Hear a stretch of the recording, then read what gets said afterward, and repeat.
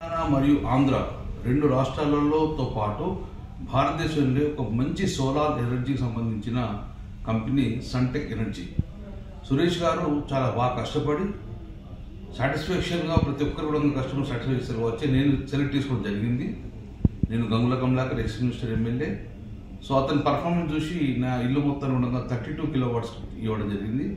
అద్భుతంగా పనిచేస్తుంది. ఈరోజే ట్రయల్ అని ఇచ్చారు కాబట్టి చాలా నమ్మకమైన సంస్థ కాబట్టి చాలా అద్భుతంగా పనిచేస్తుంది.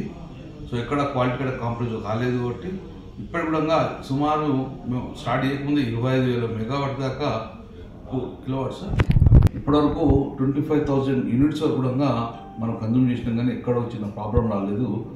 సో మెయింటెనెన్స్ వాళ్ళు చేసేది కాబట్టి చాలా నమ్మకమైన సంస్థ.